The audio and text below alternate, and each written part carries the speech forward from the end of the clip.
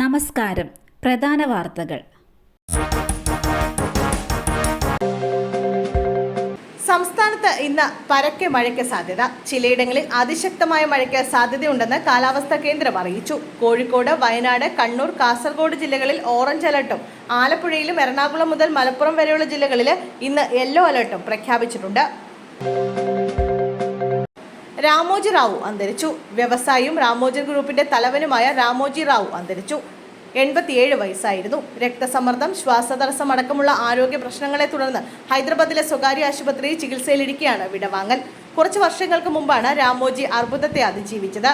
ലോകത്തിലെ ഏറ്റവും വലിയ ചലച്ചിത്ര നിർമ്മാണ കേന്ദ്രമായ രാമോജി ഫിലിം സിറ്റി 1983 സ്ഥാപിതമായ ചലച്ചിത്ര നിർമ്മാണ കമ്പനിയായ ഉഷ കിരൺ മൂവീസ് എന്നിവയുടെ ഉടമസ്ഥതയിലുള്ള രാമോജി ഗ്രൂപ്പിന്റെ തലവനാണ് രാമോജി റാവു.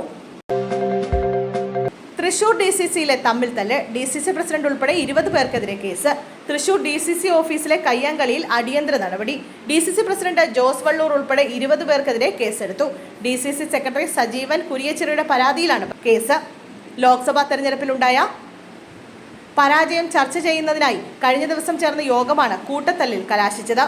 തൃശൂരിൽ BJP സ്ഥാനാർത്ഥിയായി മത്സരിച്ച സുരേഷ് ഗോപി ജയിച്ചതോടെയാണ് DCCയിൽ ആരോപണ പ്രത്യാരോപണങ്ങൾ ഉയർന്നത്. എറണാകുളത്ത് വീടിന് തീപിടിച്ചു. 4 പേർക്ക് ദാരുണാന്ത്യം. എറണാകുളത്ത് വീടിന് തീപിടിച്ച് അച്ഛനും അമ്മയും 2 കുട്ടികളുമടക്കം 4 പേർ മരിച്ചു. അങ്കമാലി പാക്കുളത്താണ് സംഭവം. ഷോർട്ട് സർക്യൂട്ടാണ് തീപിടുത്തത്തിന് കാരണമെന്നാണ് സംശയം. ബിനീഷ് കുര്യൻ, അനു, മക്കളായ ജൊവോന ബിനീഷ്, ജസ്വിൻ ബിനീഷ് എന്നിവരാണ് മരിച്ചത്.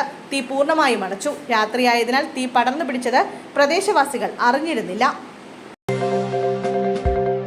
കരിപ്പൂരിൽ ഇറക്കേണ്ട വിമാനം കൊച്ചിയിൽ ഇറക്കി. വിമാനത്തിൽ നിന്നിറങ്ങാതെ പ്രതിഷേധിച്ച് യാത്രക്കാർ. കരിപ്പൂരിൽ ഇറക്കേണ്ട വിമാനം നെടുമ്പാശ്ശേരി വിമാനത്താവളത്തിൽ ഇറക്കി. ദുബായിൽ നിന്ന് പുലർച്ചെ കരിപ്പൂരിലെത്തിയ വിമാനമാണ് കാലാവസ്ഥ മോശമായതിനെ തുടർന്ന് കൊച്ചിയിൽ ഇറക്കിയത്. അതേസമയം പുലർച്ചെ 2:15-നെത്തിയ എയർ ഇന്ത്യ എക്സ്പ്രസ് വിമാനത്തിൽ യാത്രക്കാർ ഇപ്പോഴും തുടരുകയാണ്. വിമാനത്തിൽ തിരികെ കോഴിക്കോട്ട് എത്തിക്കണമെന്നാണ് യാത്രക്കാരുടെ ആവശ്യം. വിമാനത്താവളത്തിലേക്ക് പോകണമെന്ന് ജീവനക്കാർ യാത്രക്കാരോട് ആവശ്യപ്പെട്ടെങ്കിലും യാത്രക്കാർ നിരസിക്കുകയായിരുന്നു. വിമാനത്തിൽ നിന്നിറങ്ങില്ല എന്ന നിലപാടിലാണ് യാത്രക്കാർ.